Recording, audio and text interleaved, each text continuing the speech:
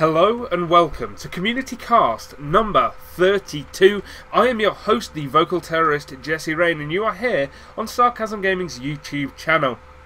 Today we have the first of two replays sent to me by Team Betamaxx's Yazuac. He's going to be our red Protoss player in this game, and he's going to be up against the orange Terran, Ceonsamea. I think that's how it's pronounced. Anyway, I've never asked Ceon.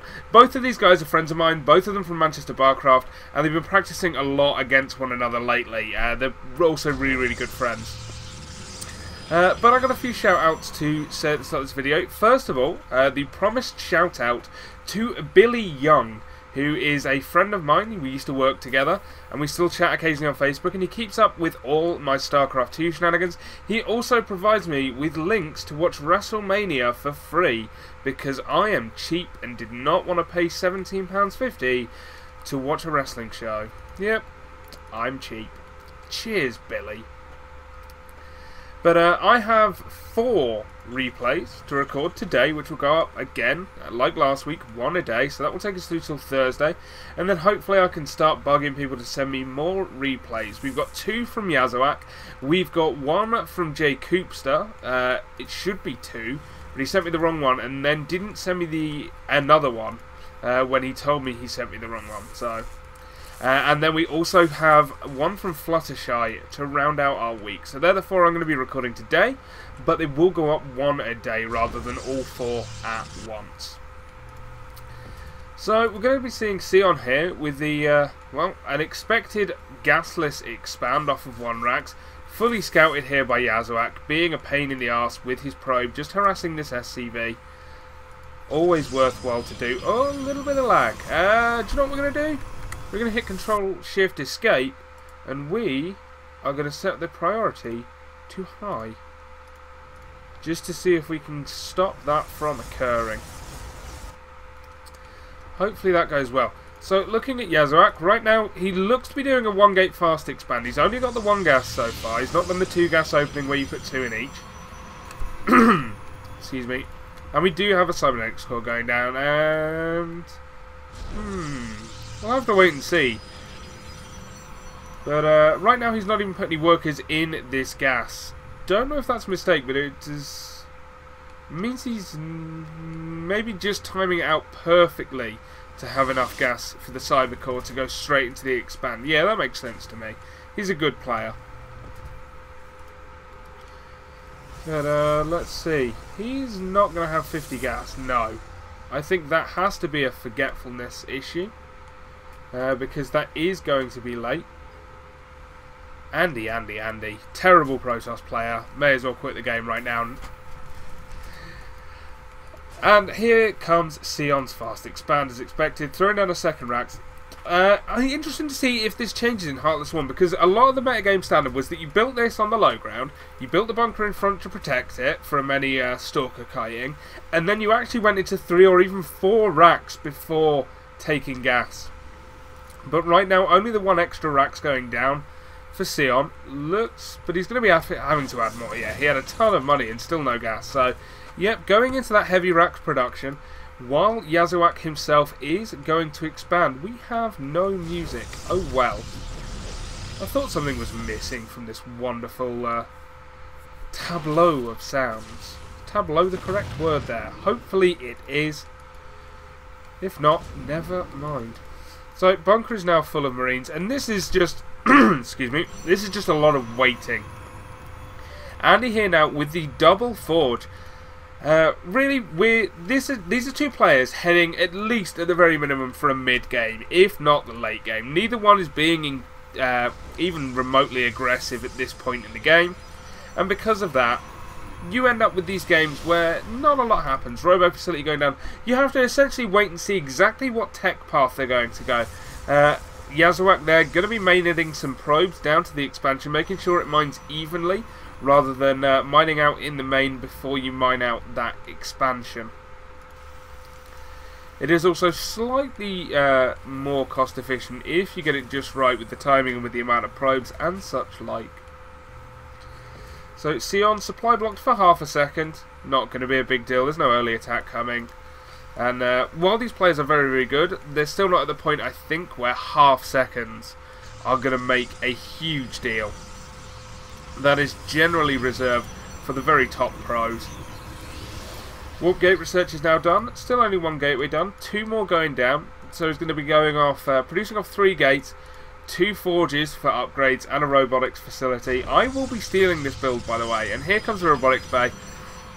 Because I'm always really struggling with the timing of my forges and gates and how many to get. So it's nice to see exactly what can be supported.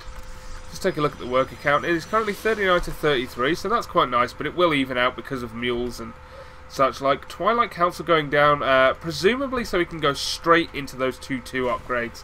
Really wanted to keep those going. Meanwhile, we've got Stim coming out for Ceon. We've got the factory complete, and the starport is now on the way. First engineering bay is completed. Still no upgrades, however. So he will be well behind in terms of upgrade counts. That's going to be a huge thing when it comes to any engagements. Protoss have really effective upgrades, simply because they have these, what are called the ground upgrades, which also affect your Colossus. So when you produce this kind of army, where it's just gateway units and Colossus, it helps just exponentially. The only time you need to go into anything else is when you go heavy into air, which a great deal of Protoss are now doing in Heart of the Swarm. But for a build like this, you can be very, very effective with your upgrades. Twilight Council now done the first. The 2-2 rather, armor. 2-2 armor? 2-2 upgrades on the way. Starport is reacted for the medevac. That factory is going to be doing the old school scouting. We're not going to be seeing Widow Mines. Not going to be seeing Hellbats produced from it. Instead, it's just going to be used to scout. We're going to be seeing an entirely Marine Marauder medevac army. And right now it's just Marines. And that, well, that doesn't go so well against Colossus. And it's going to get to the point where he's going to start to have a lot of Colossus out. Now adding 3 more gateways to be ready for this pressure. How much does Andy know about this? Absolutely nothing at all. This is nicely skirted so far by Ceon. And again, he's going to skirt around this pylon from the looks of it. Oh, going to doom drop into the main at the same time. And the army is very, very small and all down at this expansion. So this could do a lot. If he snipes the Robo Bay or even one of the upgrades, that could do a great deal for him in this match. Instead, not focus firing. Particularly effectively, doing damage to both but not taking anything out. Getting some nice unit kills here, but that's not a great deal. And a forced pickup. That drop not having its intended effect. Here comes the second set of Marines now, not hitting at the right time. Oh, snipes the Artosis pylon very nicely. That will delay Yazuac's ability to get these warp gates up and continue to produce more army. But all in all, not the greatest of attacks from Ceon. It's going to have the effect he was after, though. For precisely this reason, this third base is going up. This is what Ceon really wants. He doesn't want to kill Andy here. He doesn't want to really set him back too far. Obviously, if you manage that, that's great. But what he wants is for Andy to stay in his base with these units like this and not come out and attack this third. So another intended drop coming in, but cannons and stalkers and zealots say, not in my base. I just would have liked to have seen a focus fire on either the forge or the Robo Bay, the Robo facility rather. Either one of those going down is a huge setback to the Protoss player, especially when he was so far through that upgrade at that point. Especially with Ceon still being incredibly behind in terms of upgrades. Only just finished +1 weapons, +1 armor, just about halfway done. And now we have Vikings coming out. We have the Armory and second eBay coming up, so those 2-2 upgrades can be started as soon as possible. Meanwhile, Andy is just producing Extended Thermal Lance, continuing to produce Colossus. Right now he is at 3. Will we see him go even further in? I am on busy, but nonetheless, Betamaxx Wolfie is able to message me. Interesting. Wolfie, of course, a teammate of Yazuac's, both on Team Betamaxx, which, by the way, guys, is a really good team. You should be checking them out. I will provide a link to their website in the YouTube description. Here comes Yazuac now with his third base. That is going to be behind, but again, this drop coming in, and oh man, what a pylon this would be to snipe, actually. Oh, is he going to focus it? Yes, he does. Boom! Twilight Council is unpowered. The robotics bay is unpowered. which means this extended thermal lance will not be finishing for quite some time, and we have 2 warp gates not powered. Of course, with the robotics bay being built, he can still warp in Colossus. But right now he's sticking to just that 3, instead going up to a Templar Archives somewhere. Oh, it was right on screen the entire time. Oh, what a fool I was. Now this third base is being scouted by Ceon. He sees it's only just going down. He's going to be feeling fairly confident, to be honest, considering Yazuac has yet to scout his third or even his expansion. Obviously he knows the expansion is there, but he's no idea of the saturation. He's no idea of the worker counts of Ceon. He's very much sat back off the pace, and there is a huge supply differential. What are we looking at in terms of workers? 68 to 48. So a lot of that is in workers, but still an even greater amount is going to be in army. Ceon very much set up for a good attack in the future once he hits max supply. Those upgrades are going to hurt him, no doubt about it, but he's got a good composition. He's got enough Betamaxx, he's got plenty of Vikings to take down those Colossus quickly. Size Storm is on the way, and once that comes out and there's a good deal of High Templars, nice storms could decimate this army. However, will Andy have the time to get it out? Is he chrono boosting it? He's not. Not chrono boosting it, so right now we've just got 3 High Templar with no storm, and we've got Ceon checking for a 4th base, and then potentially pushing down into this 3rd. Will he do it? Will he hit before storm? Mothership Core finally on the way, a very late Mothership Core. Normally you see those early. Whoomp, here it comes. And the Vikings come in to check it out. Whoops, one of them being hit by a cannon. Andy's going to have to move down to defend against this. This Mothership Core will not have the energy though, so there's no way he can engage. And meanwhile, a drop goes down in the main as well, going to snipe off this robotics bay. Ceon in an absolutely fantastic position here. Even gets a Colossus kill, gets a 2nd one. Psystorm still not finished. This army's having a split. Nice force fields though. We still have the 3 High Templar up. Storm is now finished, but many of them don't have the energy. 1 storm goes down, and that's the only storm he has. Ceon backs off, but he's done the damage. This drop is still going down. The robotics facility, the robotics support bay gone. 1 gateway gone as well. Charge just now finishes, and now, going to snipe a shield upgrade as well if he can manage it. Stims, will he get it? No! Save with 29 HP. But a really great attack by Ceon. Killing that 3rd, taking down 2 Colossus. He sees Storm is out. He can plan for that in the future. And of course, his 4th is now up and landing. This production will no doubt increase, adding even more barracks in the near future. I will want to see that for him because he has a huge bank right now. And you want to be able to spend that effectively to get to max supply as fast as possible. We've got three upgrades now on the way for Ceon, so he's going to be evening that upgrade. Also getting ship weapons to allow him to take down the Colossus even faster. Robotics bay being rebuilt now at the back of the main, so it cannot be sniped by a drop at the front here. And that shield armor +2 is being researched. Would not mind seeing a Ghost Academy. Oh, and as I say that, it's already up. Good old Ceon, he knows what he's doing. Ghost Academy when you're up against High Templars and Charge Lots and Archons is almost mandatory to ensure success. Now Yazuac is going to be the one throwing down an expansion. Also going to get a Warp Prism out. Warp Prism is a great idea at this point. Being able to harass potentially at the back or into the main. Nice turret ring though, so that's not going to work. But still being able to use it as a mobile warp-in for when you want to apply pressure, when you want to do a strong attack. Always worthwhile. So, also the movement speed for Warp Prisms coming up.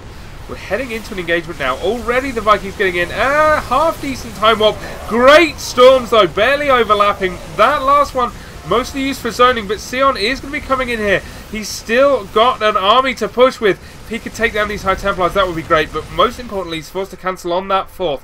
Doesn't want to push up into the natural right now. There's too much for him to fight there. But if he could just come around here, sneak some probe kills, maybe even take down the 3rd Nexus, again, he'd be in a great position. Here we see all these units comped up. They're going to have to stim to get out of there. You do not want a storm hitting those units there. Great storm there, right behind, forcing units away. High Templars coming in from the side for a gank. But a lot are going to die now, and you need to be careful about that. Both players dropping in supply. Ceon right now still able, though, to remax quicker to repopulate his army, and now we've got the ghosts coming out. There's already a small army forming here. We do have 2 Vikings just hanging about, waiting to be killed. Yazuac is going to be trying to take a 4th once again. Ceon, meanwhile, is taking the map. Nothing but bases. Bases everywhere. Orbital commands for muling, for taking the map. You can even create planetary fortresses for extra defense. So many things you can do. Terran is a very versatile race in terms of its bases. So the final shield upgrade is now on the way. I like that Andy switched what forge he was using, just because that one had already taken some damage, would have been easier to snipe should Ceon have tried it again. And now we have a very large ghost army coming in here. With that EMP, going to be incredibly effective, as well as the snipes.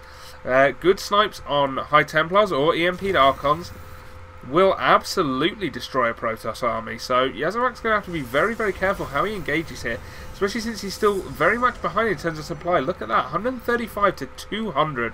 That is a big, big supply differential.